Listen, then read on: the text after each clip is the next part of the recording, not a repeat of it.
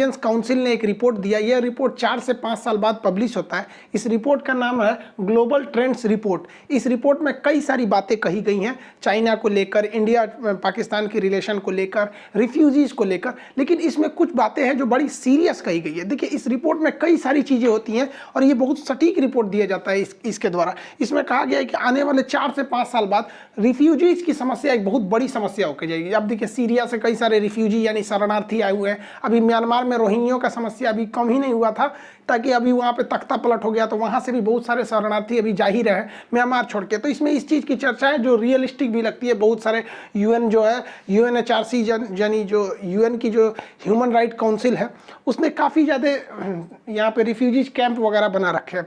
इसमें कहा है कि ये समस्या अभी और लंबी चलने वाली है।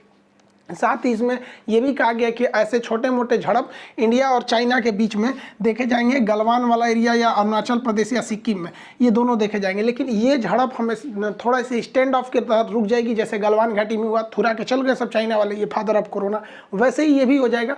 लेकिन इस रिपोर्ट में पाकिस्तान से थोड़ी सी मतलब जो रिपोर्ट में सामने बताया गया है कि पाकिस्तान आतंकवाद को ढील दे देगा और 2024 से 25 के बीच में पाकिस्तान से बहुत बड़ा टेरर अटैक होगा इंडिया की ओर से, जिसका जवाब इंडिया बहुत ही करारा जवाब देगा, जिससे कि ये बहुत बड़ा युद्ध का रूप ले लेगा। जैसे कारगिल से भी बड़ा युद्ध का रूप लेगा। कारगिल भी तो एक तरह से समझिए कि तो पाकिस्तान की आर्मी खुल के सामने नहीं लड़ी थी, हालांकि पाकिस्तानी आर्मी के थे सब वहाँ पे, लेकिन खुल के नहीं आई थी। तो इस रिपोर्ट में कहा गया है कि जैसे अमेरिका को देखिए, अमेरिका तालिबानी आतंकवादियों के साथ कॉम्प्रोमाइज़ कर रहा है, तो जैसे यहाँ अफगानिस्तान में तालिबानी आतंकवादियों का दबदबा आएगा, तो पाकिस्तान इन आतंकवादियों के थ्रू इंडिया में कंफर्म अटैक कराएगा।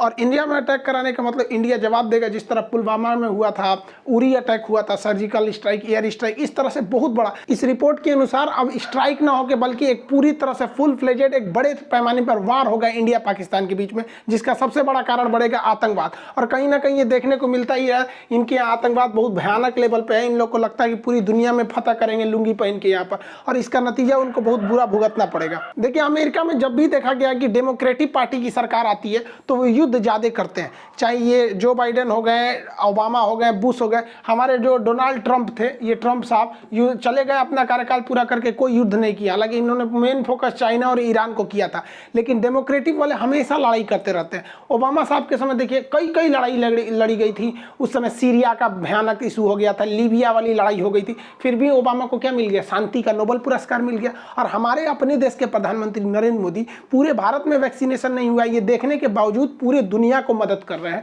कोरोना वैक्सीन भेज रहे हैं। अगर नहीं भेजे तो क्या इनके ऊपर कोई प्रेशर लगेगा? नहीं। लेकिन इनके बावजूद हमारे प्रधानमंत्री को नोबेल पुरस्कार शांति का नहीं मिलेगा, लेकिन ये 4 गो युद्ध लड़ लेंगे फिर भी शांति का नोबेल दे दिया जाएगा इनको। ये लोग एकदम होशियार है। देखिए भाई साहब, एक बात बताते हैं, अगर कोई आपको अंधेरे का डर दिखा रहा है तो मतलब आपसे टॉर्च बेचना चाहता है, तो ये भी युद्ध का डर दिखा के हथियार बेचना चाहते हैं। ये जो बाइडेन, ये बहुत बड़ा होशियार बनते हैं, हथियार ले लो, बम ले लो, तोप ले लो, बंदूक ले लो, मिसाइल ले लो, इसे सब हथियार का व्यापारी है सब। इसलिए भारत और पाकिस्तान के बीच में ये रिपोर्ट दिखा के और हथियार बेचना चाह रहा है। पाकिस्तान तो डर के मारे ले ही लेगा कि भैया हमारा क्या हाल होगा यहाँ पर। लेकिन एक मिनट के लिए मान लेते हैं कि 2024 से 25 के बीच में ये रिपोर्ट सही भी हो जाएगी तो हमारे लिए तो अच्छा है। मोदी जी से बार बार पूछा जाता है कि हम लोग पीओके क्यों नहीं ले आ पाते। 1947 से 48 के बीच में जैसे देश आज़ाद हुआ था तो पाकिस्तान ने भारत का ये 30% एरिया जो ग्रीन वाला देख रहे हैं, इसे पीओके कहते हैं, पाक ऑक्युपाइड कश्मीर, पाक अधिगृहित कश्मीर, ये कब्जा कर लिया। और इसमें से लगभग 5000 स्क्वायर किलोमीटर एरिया का ये जो था ये चाइना को गिफ्ट दे दिया था। ये इसे सक्सक्राम वैली कहते हैं, चाइना को इसने गिफ्ट दे दिया। तो हम लोग को पीओके को वापस लाने का यही एक अच्छा बहाना हो जाएगा। तुम आतंकवादी हमला करो, हम लोग इधर से पलट के कर देंगे। अब अमित शाह के लिए तो भैया खुशी का कोई ठिकाना नहीं। 2024 के चुनावी मैनिफेस्टो में कर देंगे कि एकदम इस बार हम लोग लेके आएंगे पीओके।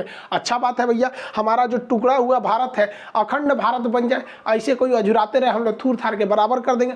कौन सा डर लगा हुआ है हम लोग को? अखंड भारत हम भी चाहते हैं भैया, भारत अखंड हो जाए। हम कहाँ से कहाँ तक चालू होते थे यहाँ पर। और इसमें ये सलमान खान एकदम खुश है। ये क्या लिए खुश है? करा कि भैया मेरा एक तो मूवी था बहुत हिट कर गया, एक था टाइगर, अब 2024 में एक मूवी बनाने जा रहा है। इसको क्या लगता है भाई साहब, सलमान भाई, बजरंगी भैया, इनका क्या सोचना है कि भैया 24-25 में जब पाकिस्तानी हमला करेगा तो भारत के हमले में पाकिस्तान तबाह हो जाएगा, तो एक मूवी बनाना चाहते हैं। एक था टाइगर नहीं, एक था पाकिस्तान, बना बहुत अच्छा, हम भी देखेंगे, चलेगा, बहुत अच्छा मूवी। आप मत रोइए, देखिए आप ही लोग की गलती है, हम लोग जबरदस्ती मारने आते हैं। हम लोग गए थे पुलवामा में हमला करने के लिए, आप ही का मंत्री कह रहा है कि हम लोग पुलवामा में मारे हमला। अरे भैया आप सोते हुए सैनिकों को मारे, हम लोग आपको उठा के धो के चले आए भोरे भोरे। मत रोइए, चुपचाप हो जाइए। जितने स्टूडेंट हैं उन लोग के लिए कर रहे हैं भैया, एनडीए और सीडीएस वाले, आप दिल लगा के पढ़ाई कीजिए, क्योंकि ये आप लोग के लिए एकदम गोल्डन अपॉर्चुनिटी है। क्योंकि इस बार जिनका एनडीए होगा 24-25 तक वो पासिंग आउट परेड होकर आर्मी में शामिल हो जाएंगे। और सीडीएस वालों के लिए आप लोग जबरदस्त कीजिए, यहाँ इंडियन आप पहुँचिए खड़गवासला में, या फिर अपना IMA Dehradun Indian military academy, वहाँ बेहतरीन अफसर बन के निकलिए और लड़ाई में भाग लीजिए। देखिए हम तो भाई गए थे एनडीए के थ्रू, तो हमारा हाथ टेढ़ा है। देखिए हम कोई इतना ज़्यादा एंगल है कि मेरा सिलेक्शन नहीं हो पाया, तो कम से कम आप सेलेक्ट हुई और धो के आइए।